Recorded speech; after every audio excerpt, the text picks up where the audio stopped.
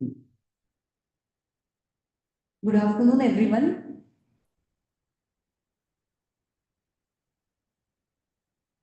Welcome to the sixth talk in the Only One Theme talk series in this wave 4. Today's topic is Only Customer Discovery for Research-Based Technologies. And our esteemed speaker for today is Mr. Sundar Nagarajan, fondly called as SN. Let me briefly introduce SN before we begin the talk. SN is the Managing Director of Innovation ScaleUp Advisors, ISA, which is an enterprise development firm that helps innovation-driven enterprises grow business outcomes. ISS clients are digital businesses, enterprises in digital transformation, deep tech startups, incubators, and investors. SN is an accomplished senior technologist with over 3 decades of experience in large global enterprises such as Wipro, Philips, HP, NetApp, and a few early stage companies too. SN is also an author of the book which is titled, This Book is Not for Edison. This book is aimed towards first-time technologist entrepreneurs. With this brief introduction, SN, welcome to the session and handing over the session to you.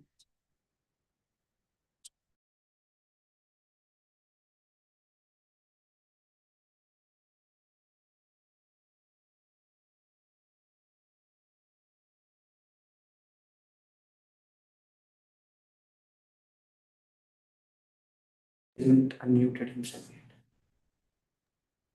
yet. SN, you'll be able to. Yeah.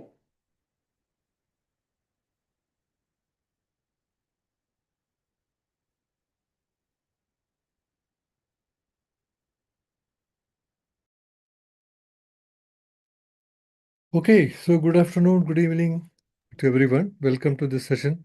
You're able to see my screen, right? Yes, we are able to see. Okay. So this is actually a sequel. There were two previous talks that some of you might have missed. So if you have missed, you can go back and listen to them.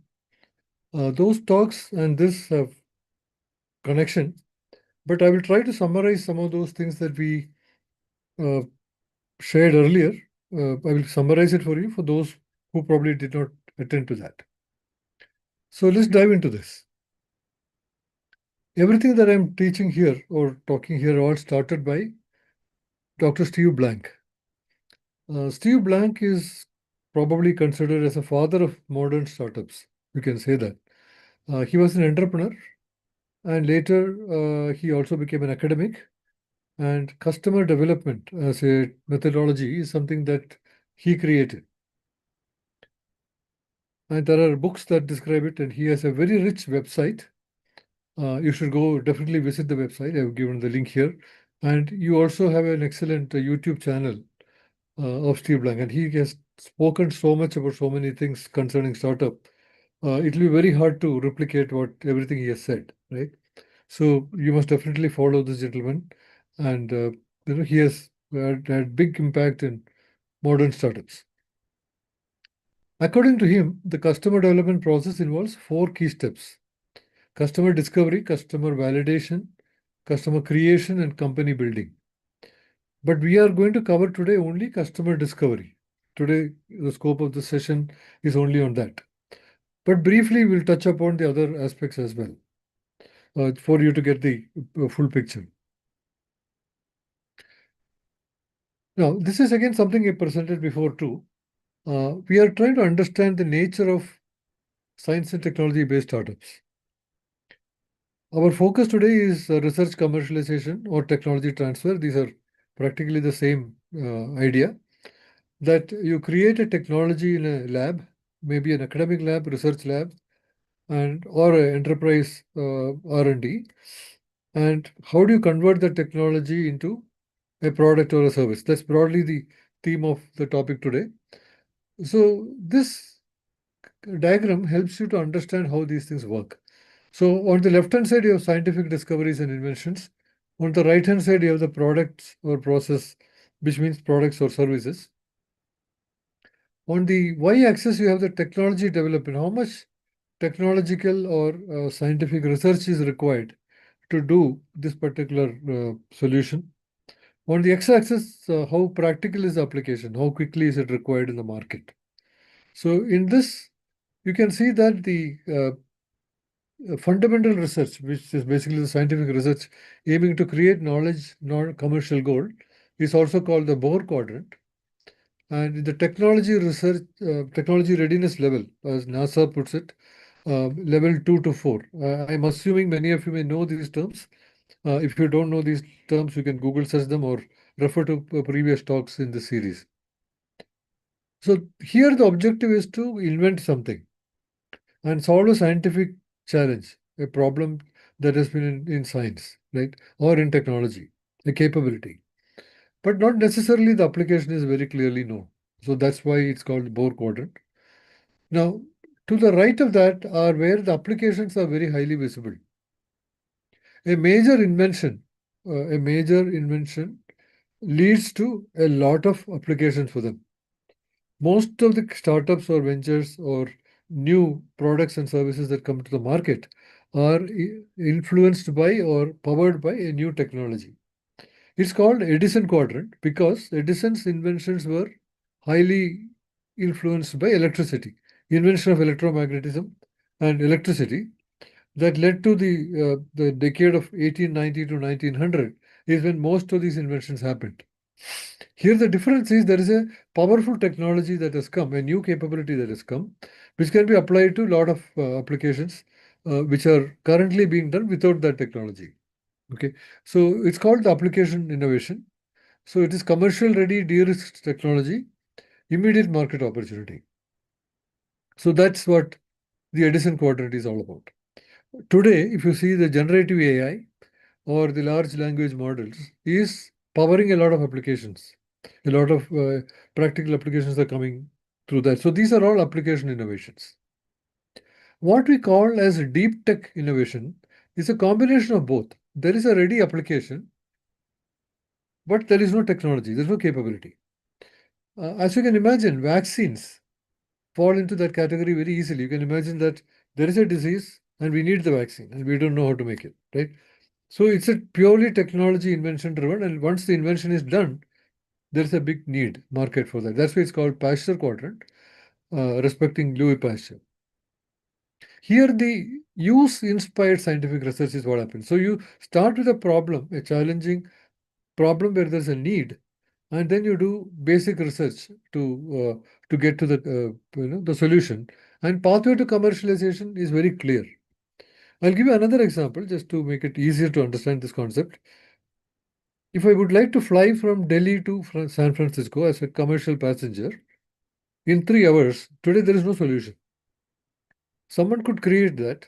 That will be a deep tech company because you are developing fundamental technology. Market is almost obvious. Of course, the price point, affordability, all that also form part of the definition of the problem.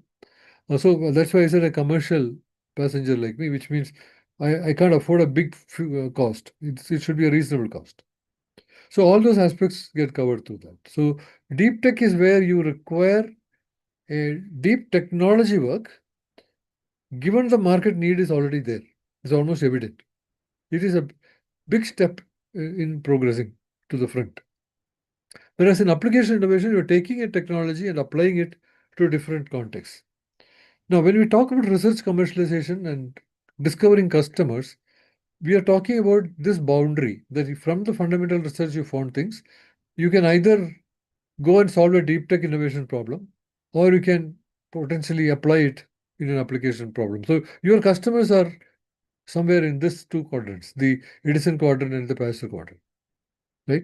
And these customers may be existing companies which are looking for new solutions, go into the new market. And most evident thing to do is to go to companies which already has a market that you're looking at. For example, you invented something that applies to banks and makes banks more efficient. So you approach bank as a customer to see whether you can sell the technology to them. So that's the idea of technology transfer to companies in either Edison or Pasteur quadrant. Right? Now, there is a book here. If you wish, you can refer to the book. It talks a lot of depth in all these areas. Now, this is the overall modern startup process, the overall picture of it. So we talked already about market opportunity navigator earlier. So this essentially helps you to map a technology to a problem or the application. So the term the market opportunity navigator uses is application. So the combination of the technology, the application, and its customers is a market opportunity. That's when you have a market opportunity, and you have to discover where to play, how to win. So that's what the business strategy is. This is the central business strategy of the particular venture. It could be a startup, as I said, or a diversification of a company, or it could be a digital transformation of an existing business. All these, we will use the term startup today to keep it simple.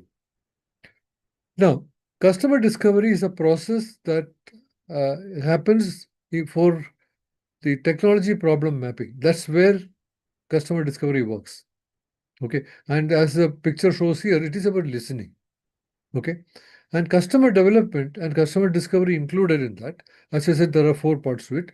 That goes all the way up to business model fit. Okay. Business model fit essentially means that the venture is now able to generate enough customer revenue to sustain itself. And it doesn't require any external funding. Or it can take external funding to grow fast. Other than that, they don't really require external funding to survive. Okay. And there are tools like value proposition canvas, business model canvas, etc., which are all used in this process of getting to problem solution fit and product market fit and the business model fit. So this is how the process goes. And this is a very iterative process. It's a waterfall, like go start from here and here. You will keep going several times up and down. And there's a process we call pivot. So the idea of pivot is we have investigated one path, we had the hypothesis, and we found that a hypothesis is not working, or you found a better alternative somewhere else. So you decide to change your direction strategically. That's called a pivot.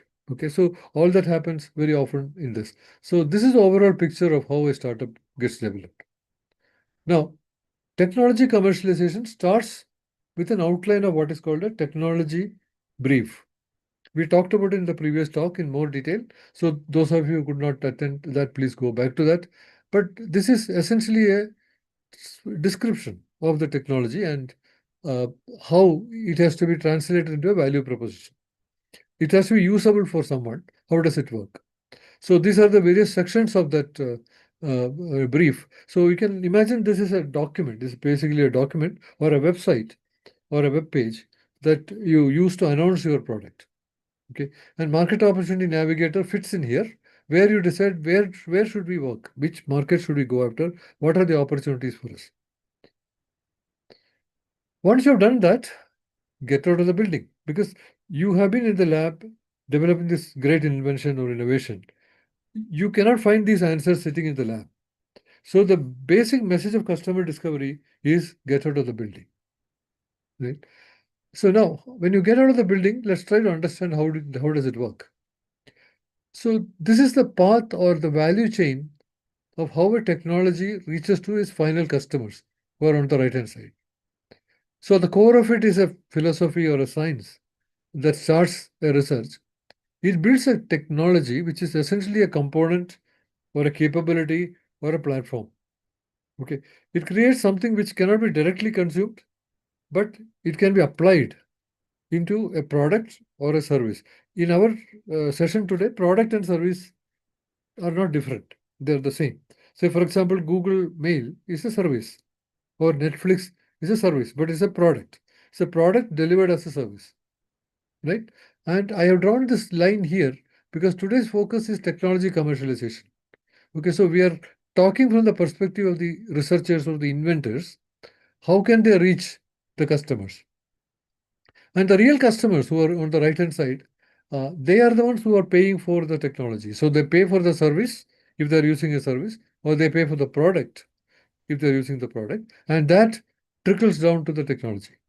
So usually there is a licensing fee, and there's maybe a patent that you're licensing, or you might have had an explicit licensing agreement for your design. So that is typically how this gets commercialized. Now, if you notice here, there's a person who's taking a picture, and even these people are taking a picture on a mobile phone, right?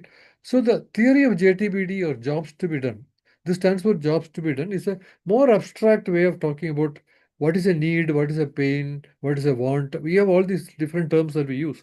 Job to be done is the combination of all of this.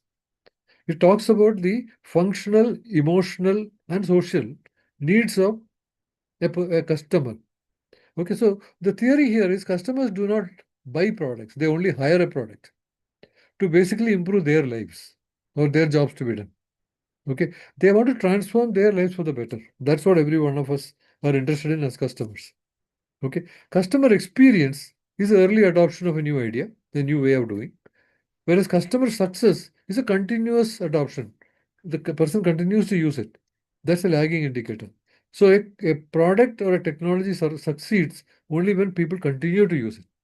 How many times have you downloaded mobile apps which were very easy to onboard? That is the customer experience part. But you probably never used it after the first day. That means the customer success did not happen. That means it did not address a jobs to be done for you. Something that was an important job to be done, the particular app was not serving. So you are not going to use it. Similarly, you go for shopping in the mall, you pick up something, you keep it at home, probably never use it, right? And you are probably not going to recommend it to anybody else. Somebody asks, why did you buy this? Yeah, we bought it, but it doesn't seem to be useful to us. Right? So the innovator must make several choices where to play, how to win. That's the business strategy. And in this business strategy, they have to ensure customer experience and customer success. So the inventor here should have a good visibility to the activities in the products and the services area before they can market this. But let me be realistic here. We are talking about a chemistry PhD who probably has a deep knowledge of battery designs. Okay, and that person starts a deep tech company to innovate new kinds of batteries. Right? So the new kind of battery innovation is what is happening in the technology. Then the product is a battery. So that's what he started for. Then suddenly he discovers that the battery is not getting adopted by customers. So I will sell battery in a vehicle and I will sell the vehicle itself. So suddenly you realize, or you don't realize that you got into a different business. You are now getting into a business of selling vehicles, which is automotive sector. And the dynamics of that business is totally different, right?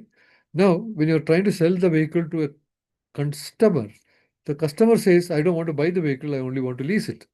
So you get into a leasing business, which is actually a financial sector business, which is again totally different. So somebody who has a deep PhD in chemistry will find it probably very hard to understand all these businesses, okay, and how they're going to work, okay. So it is very essential that they have partners. They should collaborate with others from the industry who can help them, or collaborate with technology transfer officers or business development officers who can help them in this process, okay. If the inventor doesn't want to make a product or service themselves, it is very essential that they collaborate with others who can help them discover these opportunities. So customer discovery cannot be entirely done by them alone, right? That's very important to realize. Now, the big idea here is the technology must match the customer's JTBD. That is essentially what we are trying to say here. So, developing a deep understanding of the value chain, that is from the technology position all the way up to the final consumer, understanding the value chain is very, very essential to do a good marketing of the technology and discover new opportunities. Yeah. And when we are ready to market, we basically do an announcement. So you try to reach out as many people as possible with your announcement. And then you have to get people coming and knocking your door, or you have to discover people who probably needs it. You have to reach out to them.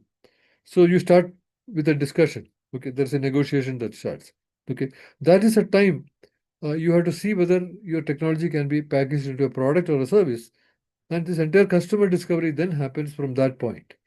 So you do customer discovery for the product or the service that you have chosen to work with, not for the technology itself. Okay, that's a very important understanding to have. Say, for instance, if we have invented a new material that goes into semiconductor and it is going to power the new semiconductor devices, you have to first find a semiconductor company who probably needs your technology to improve their product. And then the improvement that you are delivering, do their customers need it? That is what the customer discovery is going to discover. It's very, very important to understand. Now, this is called the commercialization readiness levels. And we talked about the technology readiness level already, which is essentially from NASA. So the TRLs 0 to 9, these levels broadly map to the commercialization readiness level up to about level 5. Yeah.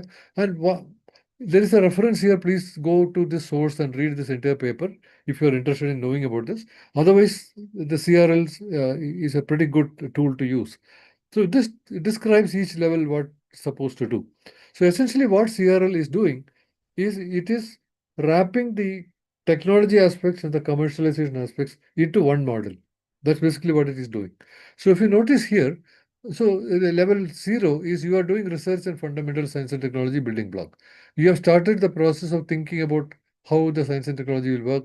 You have identified a specific opportunity space. You have created a product or service concept. The important point to understand is it's a concept for identified opportunity space, right? This is a lab work. So you have probably a proof of concept that you have done here. Yeah. From here, you have to find a proper commercial opportunity for it, a product or a service, which is called a proto customers. They are the people who adopt your technology and develop a product or service of their own.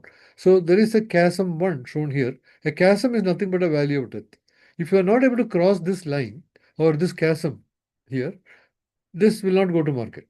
This is a big hurdle here, right? So you have successfully found somebody, and that somebody has to go through their customer discovery, learning, and creating here. So if you notice here, you have a product or service ready to deploy with the charter customers for clarity on functionality, packaging, pricing, etc. So here it's much more commercial. These charter customers and proto customers, the difference is the proto customer is willing to work with the technologist to develop the prototype. Okay, and then a production version. Whereas the charter customers want to see only a production version of the product. They are early adopters, but they want to see a production version. Now, you have to get them accept the product, and that is when you have a sustainable business model, which you can take to the mainstream customer, the large volume of mainstream customers. So this chasm 2, this is the next big hurdle to jump through.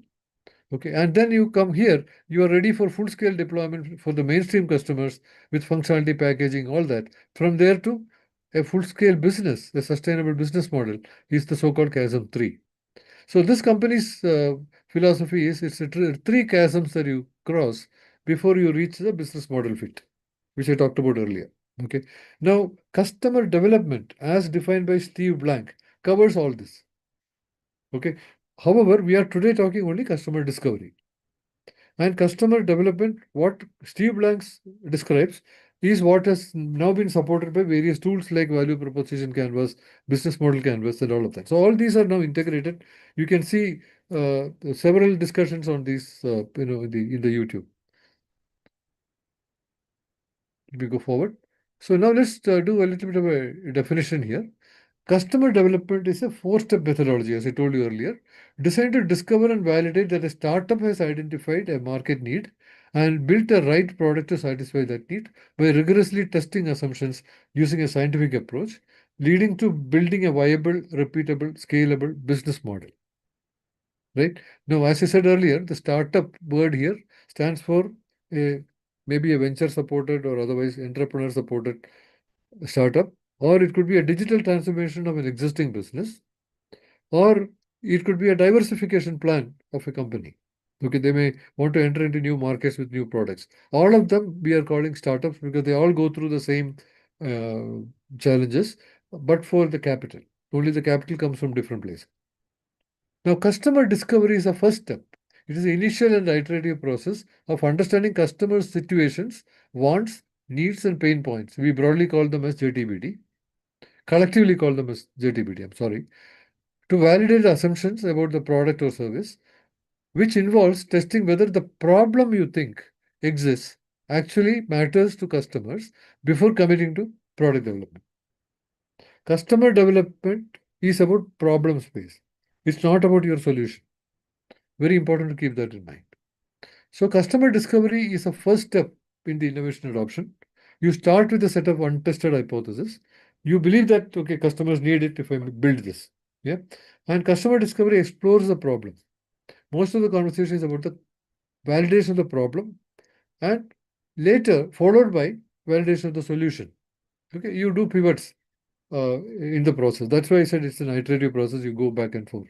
Okay. And why should we do customer discovery?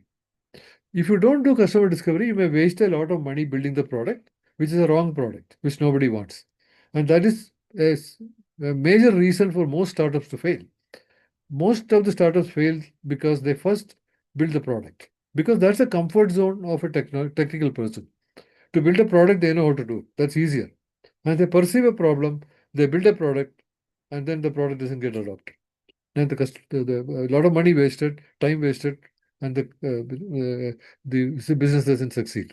So first you have to rigorously test the hypothesis about the who are the users and who are the customers. Again, this has to be very clearly understood to be different. Users are not necessarily the one who pay for it. The one who pays is the customer. Okay. For example, take the Google search or any such free product. Okay. You are getting it for free, but there is some other way it is getting monetized. Right? So customer is the one who pays.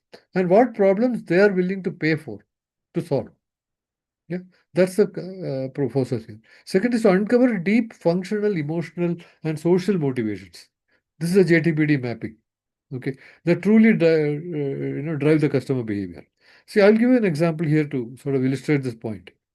You might not have seen a lot of laundry service apps that have come in India, as much as you are seeing for whether it's food delivery or grocery delivery or any of that. What is the reason? If you think about it, the competition or the alternative is a homemaid, the house help who comes to help in the house, and still there is not enough motivation to change. So even though the functional requirements are satisfied, there is not enough push to move into the other side because of the differential value. Yeah. So that's very important to keep in mind. So you have to discover why somebody would adopt something. Okay. To assess the potential licensee's risk appetite, business execution capability, and resource capability. Again, very important. So you as a lab scientist, you have invented something and you are working with a startup company to take it to market. Okay, you have to know whether the startup company can really execute that idea, right? So you have to pick the right customer for you. So your customer discovery as a technologist will be to discover the aspects of the person with whom you are trying to shake hands with to take the technology to the market. Okay. And who should do customer discovery? Ideally, the inventor. They are the ones who should do it. And to the extent they can start learning the market and users and so on, to that extent, they will be more successful. Okay. Edison, for example, was extremely good at this. And that is why he ended up so rich in his life, right? Because he was also a very commercial person, right? As much as he was a technologist. So that will be an ideal scenario. Okay. But some of the lab scientists are probably very introvert type of people, and they probably don't want to do this. But still, they have to have a few buddies who are capable of doing business development or technology transfer offices or others with whom they can communicate well. Okay. And the other the partner will be able to do the customer discovery on behalf of the inventor. But this is less efficient, and my recommendation always is that you should go together. If you are not comfortable talking, you can stay by the side and let the extrovert person to talk. But you should be able to support the conversation, because unless you are understanding the customer, remember here we are trying to understand, we are trying to listen. So you go there and listen what the customer is facing as a problem to adopt your technology. Now, who is the customer? Always the customer is a human being. That is why you need to have functional, emotional, and social aspects. It is not just that they're machines. They are not going to buy only because of logic. Okay. So it's a human being who suffers the problem or has a deep knowledge about the humans who suffer the problem. So, for example, if you are creating a solution that will help the blind people, the visually impaired people, to learn and study and come up in life, you have invented a solution. Okay. So your customer is definitely the person, the user is definitely the person who is visually impaired. But you should also work with NGOs and other organizations who are helping them, who understand their situation and their problems probably even better than the person who is suffering the problem. Okay. So when we take the word customer discovery, it covers all the stakeholders. You should be able to understand who all influence this and talk to all of them. Okay, so these are typically people who are called technology scouts in larger companies. They may be R&D directors, business unit managers, or they may be entrepreneurs, or they may be investors. Okay, who are looking at interesting opportunities they want to invest in. Some investors do what is called a venture studio, where they will want to pick up an idea and they will fund it, but they will hire an entrepreneur to run it, right? Or other kind of stakeholders, as I mentioned earlier. So these are all your customers. And customer discovery is about seeking evidence for the problem. Okay, this is something that you have to practice quite a lot. Okay, this is not going to be easy, and that's why I'm starting with a negative statement first. Do not start explaining the technology with jargons. You will lose the audience straight away. Okay, imagine the products or service. What is the application of your technology or your invention? Start from there. Connect to the problem that it will solve. What is your hypothesis? And focus on exploring the problem and who is suffering it. So this is where you have to start. The second thing is, do not start pitching your solution or mention your technology yet. It has two problems. One, you start talking the solution or technology, you may lose the audience and the person may not even want to listen anymore. Or there may be another big problem. That is, if you show your solution or technology, they may not want to hurt you. So they may talk nicely, okay, saying that, yeah, it looks great. It looks great really means nothing. Because I've heard so many startup entrepreneurs who say that we demonstrated to this person, that person, this company, that company. Everybody said it is wonderful. Yeah, then I asked what was the follow-up after the wonderful meeting. There was no follow-up. That means you really did not get the customer. When the customer didn't even understand. Yeah. So have a conversation about their life and work. So, whichever context you are doing this, say for example, you invented something which will improve their health. That's your idea. So, about personal life and health. So then you have to understand about life. How do they live? What is what? How their day looks like for them? You know, what kind of food they eat? What kind of lifestyle they have? What kind of profession they have? So the whole lot of, as much as possible, understand the person completely. Okay. So that's basically what it is, leading to uncovering jobs to be done. You have to really understand what is the jobs to be done. And this is not something you will understand in one conversation. And just to tell you some facts here, uh, some good technology company which is trying to do B2B business, business to business, if they are doing, they must meet at least 10 potential customers. At least. If you meet more than that, is better. Okay. If you are doing a B2C, business to consumer, which is basically a volume business, you should probably meet at least 50 people, minimum. And these are empirical, these are not facts. And these empirical numbers have some meaning to it. I can explain that if somebody has a question on that. Okay. So you have to essentially don't ask these questions as it is, but it has to be weaved into the conversation and it comes with experience. Okay. So you have to practice it. Usually I do this session only as a action learning session where I make people do this and then you can watch them and they themselves can watch themselves and correct it. Okay. So have you experienced this problem? So you have to really ask whatever problem you're talking about. So for example, you have a solution for people who are obese. Okay, and you invented an idea, right? So obviously you don't go and present it to a thin person, right? He's already underweight. Okay, so you have to really choose the person who actually experiences the problem, and they have to confirm that, yeah, I am concerned about my obesity. I want to reduce my weight. Yeah, that's the first step. Okay, so then what did you try to do? So did you attempt other things? There are many solutions for this. Have you tried, and what happened? Yeah, and how much it cost you? Did you spend money for this? This is very important to know because many people will say a great solution, but they will not be willing to pay for it. If it comes for free, they're okay. Yeah. So this is one of the big problems I have found in my business.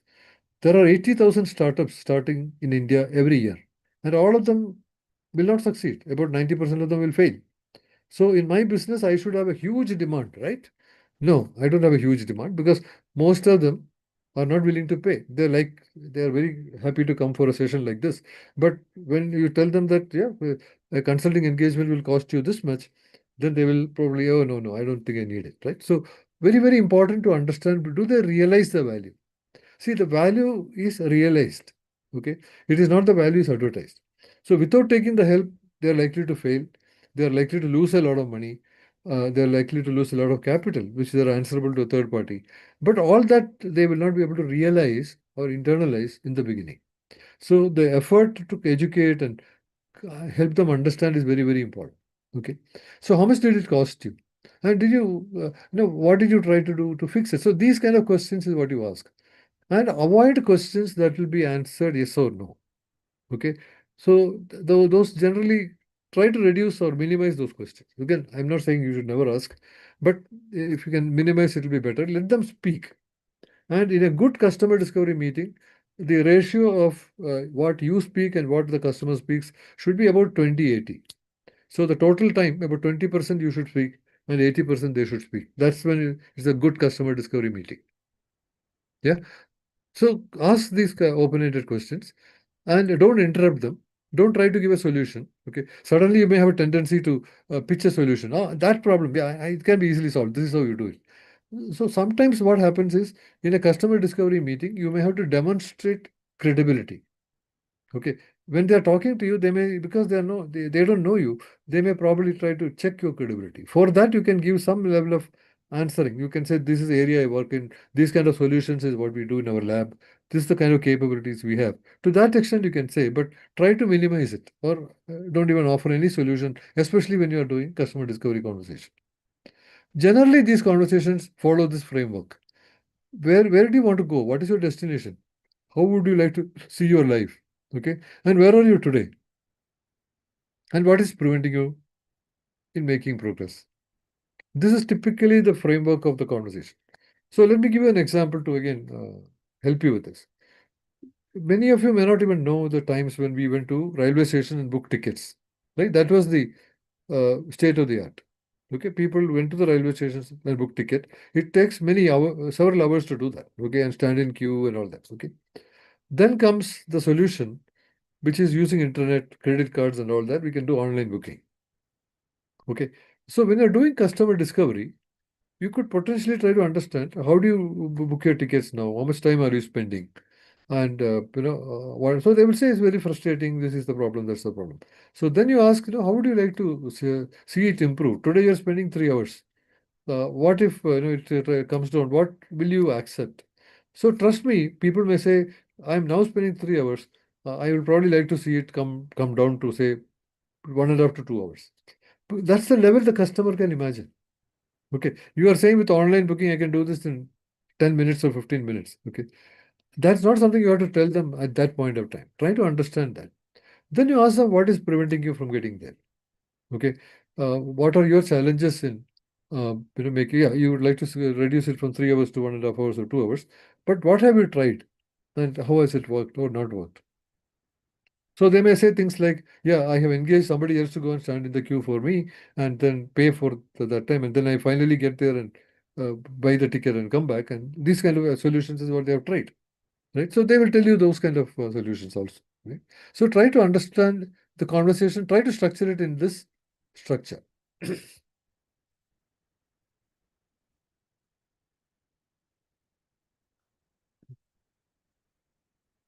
The big idea here is customer development must precede product development. It takes about a year before you can really understand the market and the solution you are building. So take that time. But because you are an inventor and you are working with a startup or a large enterprise, they and you have to combined do the customer discovery discussions so that you get the benefit of listening to the customer also. Okay. So the goal of customer discovery is not to sell, but to explore and validate the problem. Keep your technology's form. That is what is your technology. That's what you should talk in the second phase of validation. Okay. Not in the first phase of discovery. And not its function or what it does. Right. So the details of the technology is not what we are talking about here. We are talking about what capability is it bringing to the table. Yeah. Now, in technology transfer, a sale is rarely a simple transaction. This is another big challenge for lab research commercialization. On one side, it's the understanding of the value chain that takes a lot of effort to do. Not every inventor is capable of that. So we have to develop that capability in the organization through the technology transfer offices and all that. Dr. Premnath already has given a couple of talks on this in this channel. So listen to them if you are interested about how to prepare a technology transfer office and all that. Okay. But you also need a lot of legal help. Okay. Because You have invented a technology. Let's say you have invented a new material that goes into a certain product and the product will improve. But this is going to take quite some time because that company who is taking your material faces a lot of risks in terms of building the product. They have to test it out, all that. Okay. So the customer discovery must pay attention to how the technology or the intellectual property, we will use the term IP from now, which will be realized into real applications. How will it actually get into the application? Invest some time in the later stages of your customer discovery. Suppose you are seeing some customer is coming closer and you are able to make a deal. Try to understand what's the process, how much money they have, and how will they work with you, right? So technology transfer is usually a partnership structure. So you partner with a startup or you partner with a bigger company, and then they make a new venture and then they go to the market. So a strictly phased intellectual property disclosure strategy where sensitive technical details are not shared in the beginning, but only with an NDA and so on, are very, very important. Okay. So what I would recommend is have a good IP lawyer supporting you when you have reached that stage so that they can tell you the best practices in this and what kind of structures can be built. Okay. So always try to collaborate. That's the best way to do it. So the big idea here is idea to a growing venture. You're starting with an idea to a growing venture calls for a rigorous data-driven integrative approach. As you saw in the CRL, it's an integrative approach. You're integrating the commercial aspects and the technical aspects. So tech transfer based ventures have unique challenges, primarily due to high technical risk. Initially, you have the technical risk. Can I build it? Okay, due to that and extended development cycles and also significant capital demands. Say, for example, you're building a medical equipment. You will not see revenue for perhaps 6 to 7 years because several uh, approvals have to be got and the product has to be ready for market. Okay, so for that period you need a lot of capital. You have to have the capital strategy properly done. Okay, so the systematic integration of these frameworks, that is the TRL, which is usually used inside the lab, JTBD when you go out of the building, and the market opportunity navigator to choose the market opportunity which is the best for you, and the CRL, which to monitor how you are progressing. This ensures that the subsequent customer discovery effort is strategically focused on reducing both technical and market risk simultaneously. And remember, the customer discovery doesn't stop immediately after you develop the product. The customer discovery process continues all the way to business model fit and even beyond that. Because when you deploy the product, you will find new problems, new challenges, and you will have to understand that and go back and change or maybe pivot to something else. So that's all the time it happens. And this is the most risky part of any new venture. Here I've given you a lot of references. I will explain these references to you. My previous talks on the 9th and the 25th, the links are here. You can listen to those. Customer Discovery Best Practice from Steve Blank is a series of short videos that explain micro steps of CD. I recommend everybody to listen to this who are going to do customer discovery. These are all short videos and they give examples how to do it. They give role plays. Okay, how to talk, how not to talk, how to plan for the meeting, what all should be kept as a checklist and all that. So these videos, there are about 30 plus videos under this. So please watch them. Okay, and watch for yourself and practice it. What's more important is not the theory. You have to practice it and learn how to actually do it. Okay. Then there are again customer discovery assumptions and interviews. There's a nice talk. Listen to that. Justin Wilcox, how to interview a customer live demo. This is an amazing demo. He does it on stage. So there's a customer discovery call that he does on stage. Okay, and it's about a 30 minutes real customer interview. So you will get some good ideas on how to do this. Okay, so this is another good example to look at. Okay, and jobs to be done. Here is a framework for that. And University of Rochester has a very good technology commercialization guide. Okay, so you can look at that guide and maybe you get inspired by that to create your own or work on that. And of course, TechX channel has several conversations before. So these are all resources you can use to learn further. Now, to the right, I'm talking about the books. Four Steps to the Epiphany and the Startup Owner's Manual. Both books are Steve Blank's books. And these books cover the entire startup process, not just customer development. Customer development is a significant part of it, but it also covers other aspects. And this book, Lean Customer Development, focuses purely on customer development process. Again, a lot of examples, real conversations, and samples, etc. Okay. And Talking to Humans, this is a book you can download searching the internet. It is available on the internet for free. It's an amazing book which talks about how to prepare for human conversations. What should you do? Right? And Jobs to be Done framework by Tony. So that's the other book. So these books are amazing references that you can use to improve your knowledge and practice. Okay. Now, these are the various licensing models. I will cover this if you are interested. So I will just want to show you that there are different ways technology transfer can be done. I just kept it as a backup if there's a question from someone. Okay. Otherwise, you are not going to remember this. So I'll just close it at this point. And any questions anybody has, this is the time to ask. You can ask the questions or you Yeah. can put it in the chat, whichever way you are comfortable. And Mugdha, please help me with the chat. Yeah, sure. So there are a few questions in the chat box. There's one question about what about the disruptive innovations where there are no customers probably to begin with. So how do we do customer discovery there? See, disruptive innovation is a jargon. Okay. So an innovation is disruptive only after it disrupts. Please understand that. It is not before. Okay. What it is doing is a new innovation completely disrupts the previous way. So people are completely shifting to the new way. As I gave you the example, I don't think anybody wants to go and stand in railway station still and buy tickets, right? So that completely shifted. Okay. Kunal Shah has come up with a model he calls Delta 4.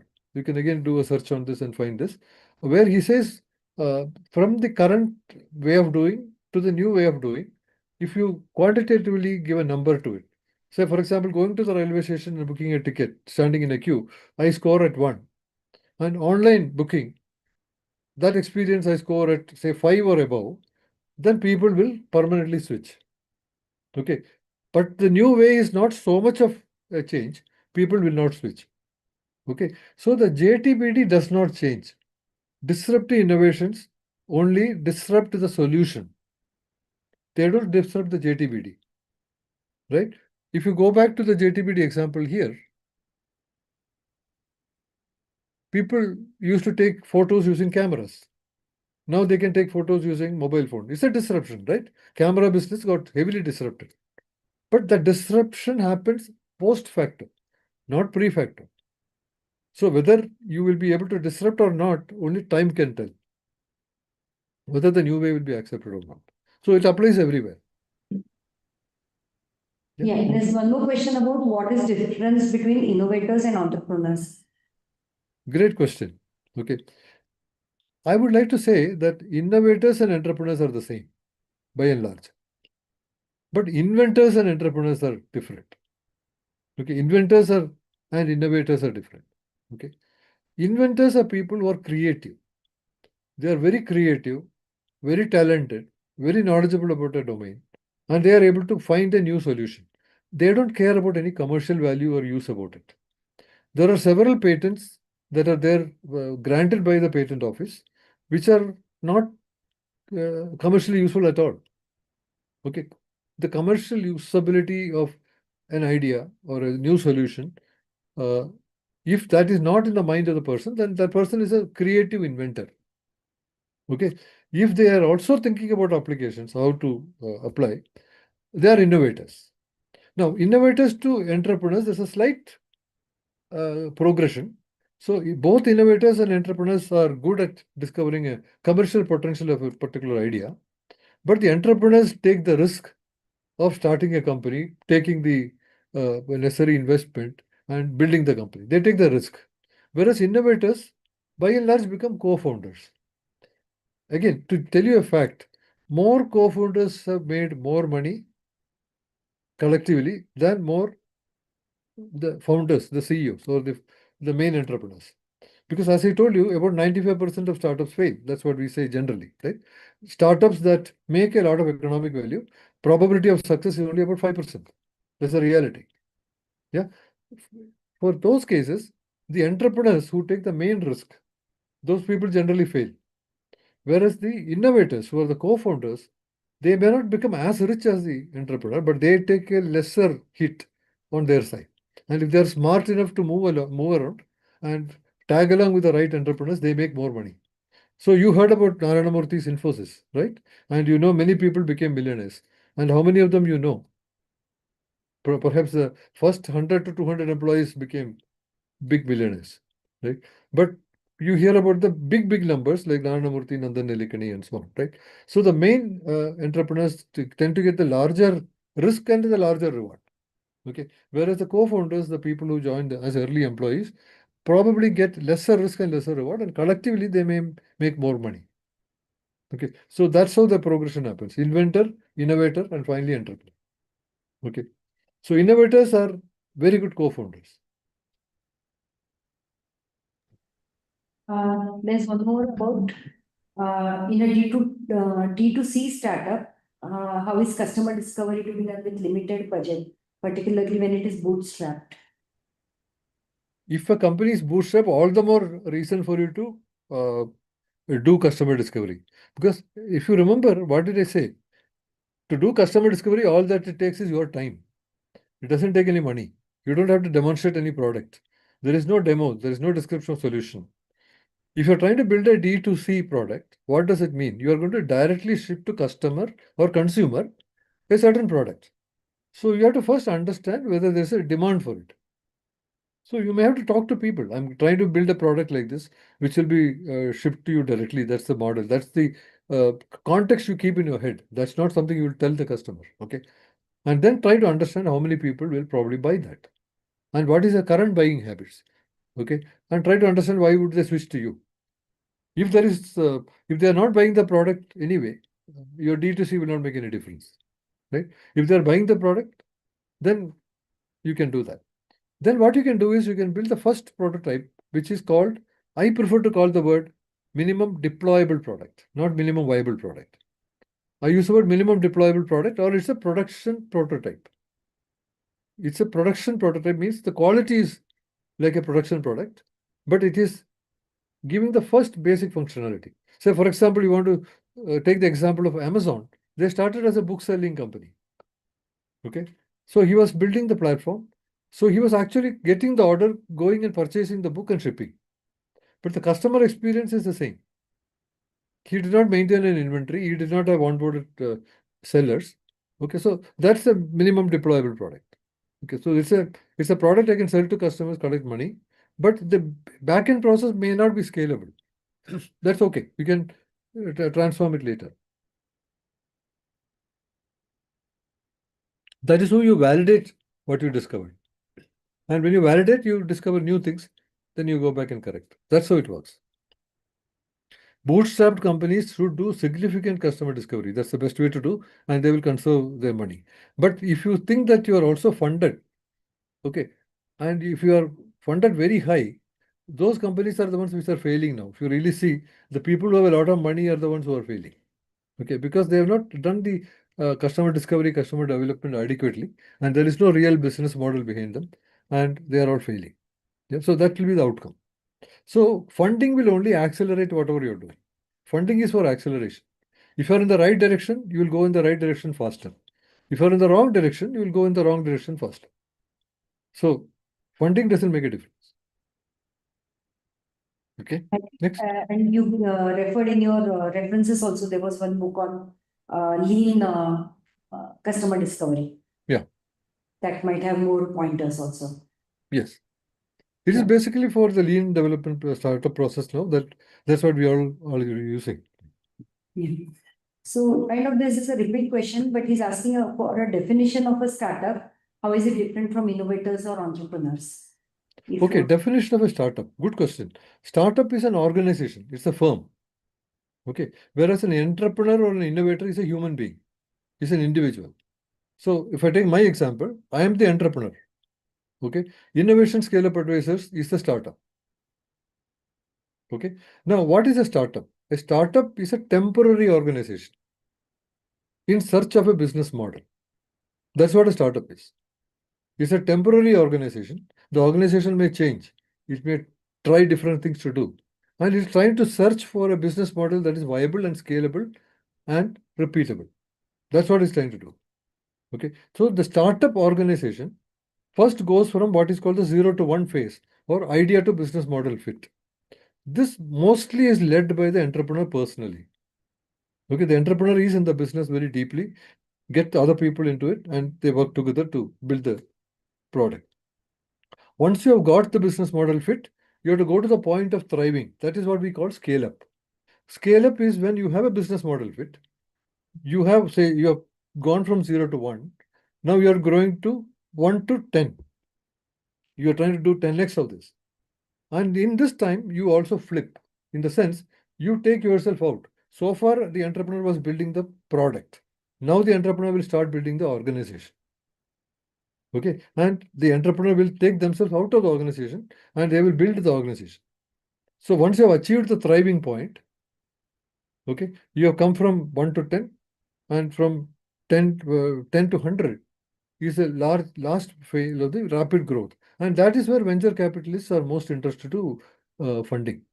Okay. So your early stages are generally funded by yourself or maybe people very well known to you. Okay. Or some early stage investors who are called the so-called angel investors. Right. So they put their personal money. Okay. This is not any institutional money. From their own income, their own wealth, they are giving money to you. Right. So that generally is available for a small amount for building and proving a prototype or something like that. You can also get grants. Venture center helps a lot in terms of getting grants, etc. Then the early, what is called the pre-seed stage, when an institution comes in, and from that point it is somebody else's money they invest, right? And they grow you to the higher level. So the difference between the startup and the entrepreneur is the entrepreneur is not the startup. The entrepreneur is the individual human, but a startup is the entity. Okay, it's the temporary organization in search of a business model. And once the business model is established, it's called business model fit. From that point, you start scaling, and then you reach a point called thriving when you no longer require any funding to survive. So that's the way it grows. Okay. Before we take the further questions, let me alert the audience. The feedback link is in the chat box.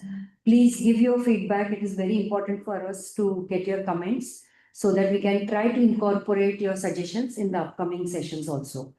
So please do click on the feedback link before you leave the session. Taking few more questions, SN. How early should IT strategy be aligned with customer discovery insights? Okay. When we use the word we have to be very careful who are we talking about. If you're talking about, because today's session is very focused on research commercialization. Okay. So these are typically inventors. Okay. And they're trying to become innovators to transfer the technology to another organization. Okay. Now, once you transfer the technology to a product or a service startup or a venture, okay, then you go into the real customer discovery and start developing the product in that context. So that's how it goes. So usually it takes, if you are very, very fast and very successful in doing these things very well, the best case scenario will be about 1 to 1.5 years to discover the right partner, and maybe about another 1 to 1.5 years to reach the business model fit, or maybe product market fit. That's what you can try to get. Business model fit may take even longer. That's typically the kind of time.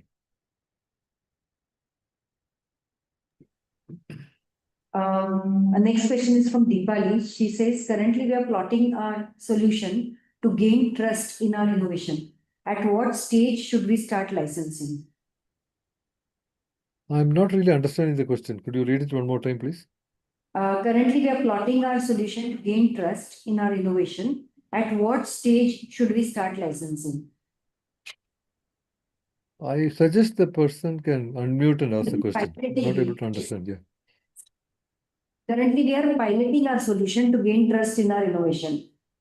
That is a lab pilot, right? Yeah. So if you are doing the pilot in the lab, then you are still in the TRL3 level. Okay, you are still in the lab experimenting and testing the technology, right? You talk to customers and do technology transfer only after that point, only after you have after the chasm one. So let me put the commercial readiness level so that you can refer to that and then ask your question better. Yeah. So Deepali, you want to ask the question looking at this, with what stage are you? So we are at 7. So we are in the pilot is in See, if you are at the 7, that means you already have a product or a service. You are no longer a technology. okay. You have a complete usable product, right? Process. Yes, we have a process. You have a completely usable process or a product, right? Yes. So you have demonstrated acceptance of your product or service with charter customers. That means they are customers who are going to pay money. Okay. Yes. And you have Yes. developed a sustainable business model with ideas for potential channels to market. That means you are a company with revenues. Can I say that? No, no, no. So we are So then you are before that. pre-chasm too. You are Maybe. somewhere Yeah, below. yeah. So Yes, you are at yes. probably We 6. are not in the yes. We're not in the market yet, but we have like we have spoken to the customer in order to we started talking to the customer in order to gain trust in our process and better our product. So we kind of developing our product and process along with market feedback is something that we are at. Yeah, the way So you are saying we are talking to the customer is not mm-hmm. what customer discovery is. Customer discovery is Okay. we are listening to the customer, Mm-hmm. right? So you Right. have to first of all see the problem you are solving, do they really have? Will they pay for it? That's Mm-hmm. important. How urgent is the problem for them? Okay, so you Okay. may want to look at the market opportunity navigator session, which is the previous session that covers this Previous one. topic Yes. more. Okay, Yes. so if in fact I have had experiences of people in my career where Mm-hmm. I receive a call from a startup entrepreneur from Calcutta, and I used to work at HP at that time, and he called me and said, because some friend referred me, he said, we are talking to HP for the last 2 to 3 years, and their discussions are going very well. But it doesn't seem to get into a PO or anything Marriage. like that. So can you help? So I asked, who are you talking to? So then he gave me the name. So the good thing in HP is I can go to the employee directory and find who that person is. Okay. Mm-hmm. So that person was a program manager in HP. Okay. A program manager in HP has no authority to take any such decision. To either buy a product, he can forget about that. He cannot even buy a pencil. Okay. So Okay. then I just told this entrepreneur that next time when you are coming, you tell him to reimburse your Calcutta flight to and fro. Nothing else. Okay. Don't have to buy the ticket. No, don't have to buy your product. You can say that I am a small company, I'm an entrepreneur, I don't have a lot of money. So will you please reimburse my to and fro fare? Okay. And that relationship stopped. Because the program manager said, I don't think we can sponsor you because it is not in his powers to do that. So very often talking to customer is not what you should do. You should listen to customers. Try to understand Okay. what level they are. Do they have the Mm-hmm. budget? Do they have the authority to buy? Do they have the problem? Have they done this before? And they Okay. failed. Okay, and you have to politely try to understand the process of purchase. How will they do it? Okay, very, Right. very important to do these things. Otherwise, you'll end up wasting a lot of time with the wrong people. Right. Right. And So the use this question. this CRL level to candidly know what level you are. The sixth, Mhm. chasm 2 is the hardest chasm to cross. This takes the maximum time. Chasm 1 itself is hard, but chasm 2 is the hardest. Chasm 3 is also hard. But Right. out of the three, chasm 2 is the hardest. Okay. So the question was that, yeah, I understand that. So we have that, we figured that out, that there is a need, there is a this thing.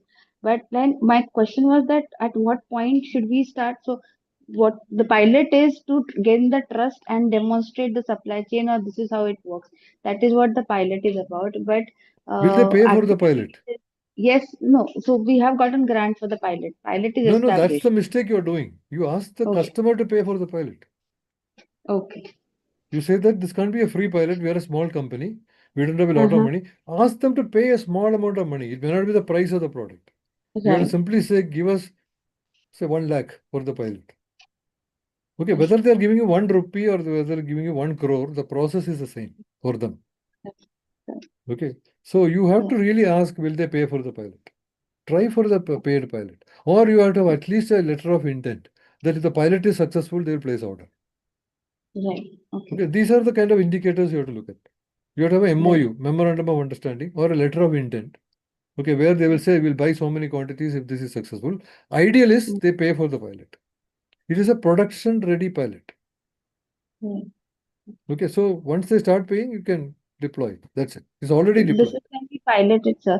So when do we stop piloting and then start actually licensing and selling the technology? Is my real question, sir. At what point do we start See, that? licensing is a different conversation. As I told you, licensing is about this. Let's go there.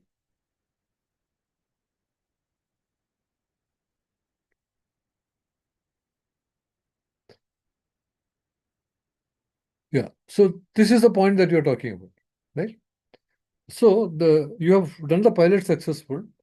Okay, but how the transaction will work? License means you are not delivering the product.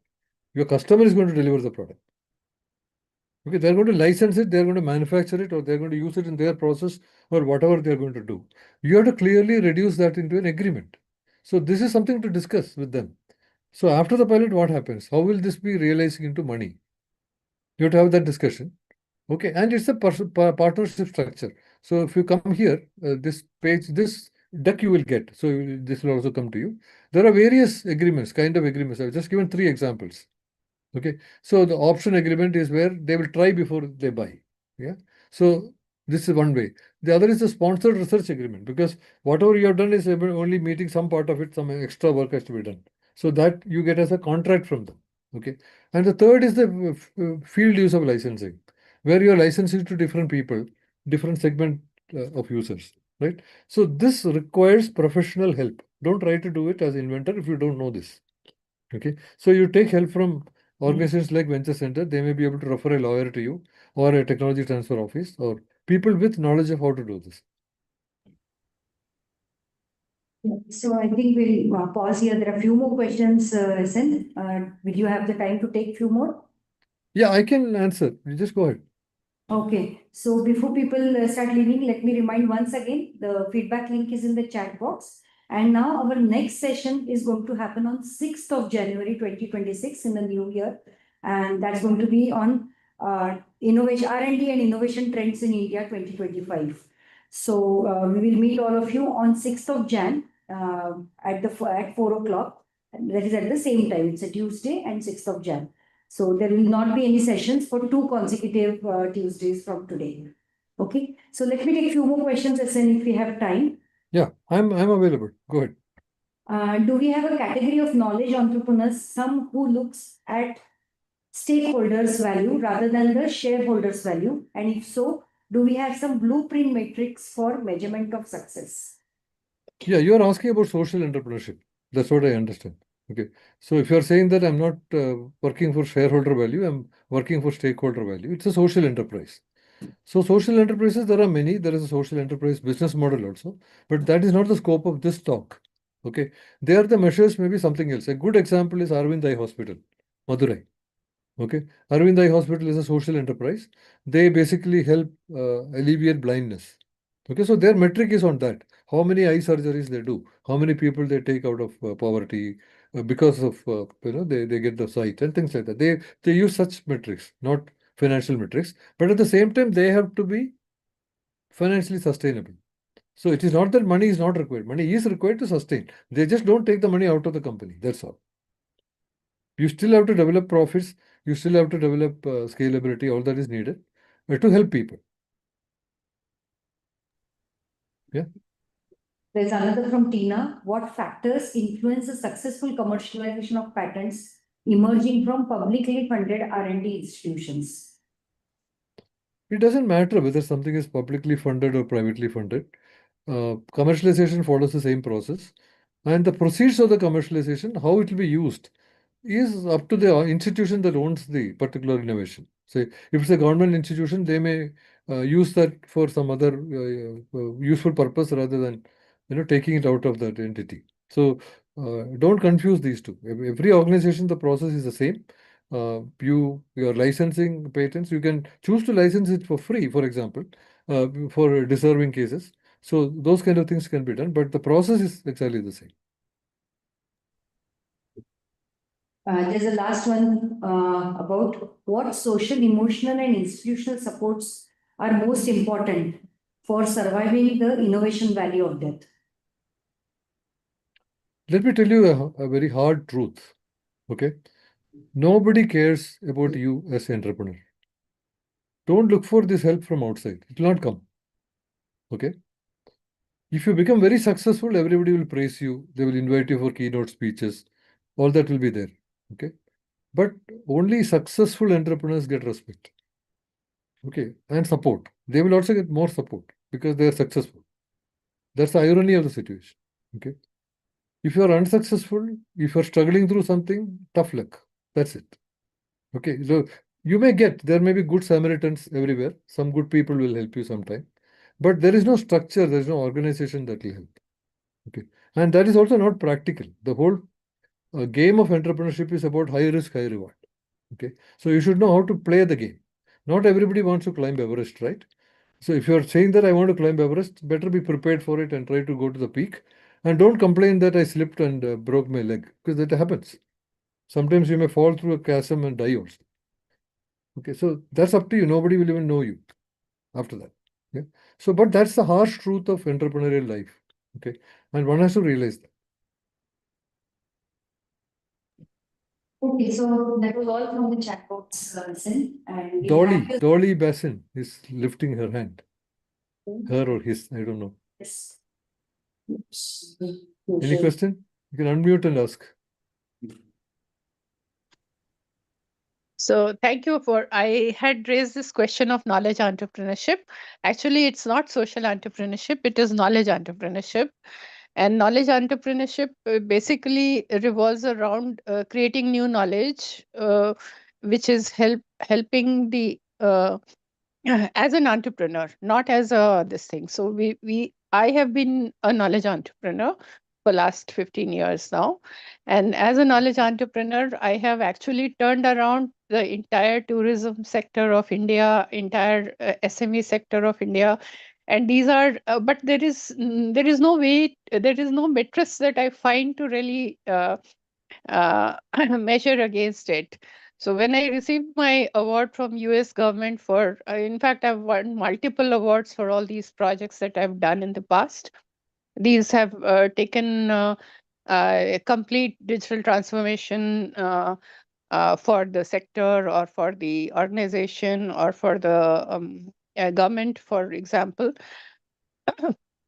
I was awarded by the US government, and at that point of time, I had a mentor who actually kind of told me that what I am doing is knowledge entrepreneurship.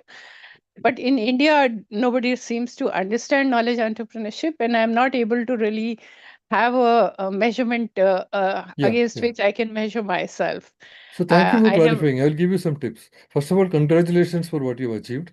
It is not something that everybody does, and thank you so much for doing it. Right now the question is more clear. So the way to think about it is what is called the impact chain. This is also applicable to social entrepreneurship or knowledge entrepreneurship or any kind of variety of entrepreneurship that you call, or even for-profit entrepreneurship. So it's called the impact chain. The impact chain is input, process, output is what every entity does. Okay, so an example I can take from you is Wikipedia, which is also doing the same thing. Wikipedia is a free source where it is collaboratively building knowledge for the public, right? Public consumption. Now, input, process, output is the process of creating that. Okay, and the output is a Wikipedia screen, what comes with the text. That's the output. Now, what is the outcome? Outcome is what happens as a result of that. As a result of that, maybe more people got educated, or more people uh, could afford to get educated better than what they without Wikipedia. The Encyclopedia Britannica was very expensive, so people could afford to use this. So the outcome is that we are touching more people, and finally we are leading to an impact. So outcome and impact are both as a result. It is happening. Okay, and they have a slightly different time zone difference. That is, outcomes happen in a year to 2 years, whereas the impact happens over 5 to 10 years. Okay, so the metrics that you can define will be based on your own purpose. So, for example, I will tell you about my own case. Innovation Scale Up Advisors, we want to help entrepreneurs to scale their business. That is our input, process, output. So this talk I am giving is an output. Okay, the outcome is at least some people will acknowledge to us saying that they were benefiting from us and their entrepreneurship worked very well. So as a result, if we are able to get more deep technology entrepreneurs succeeding in India, whom we are able to touch, okay, we would consider that is the impact we have created. Okay, so my own metric for my own book, for example, I have basically said if one person acknowledges that their startup was helped because they read the book, okay, I would consider it a big success. And if their startup succeeds, which will take many years to know, okay, that is the impact I have created. The first outcome is the person acknowledges, yeah, this book is useful to me. No, I'm able to make this talk was useful to me. I could cover some risks that otherwise I would have forgotten, right? That's the outcome. But the impact is their own success. That's what we are looking at. So you think also in similar lines. What is your purpose? Start from your purpose, and you say, how will you know that you achieved that purpose? Okay, that is a quantitative number. Okay, and it's not easy to get, but try to make it as easy as possible to measure it. Does it answer your question now?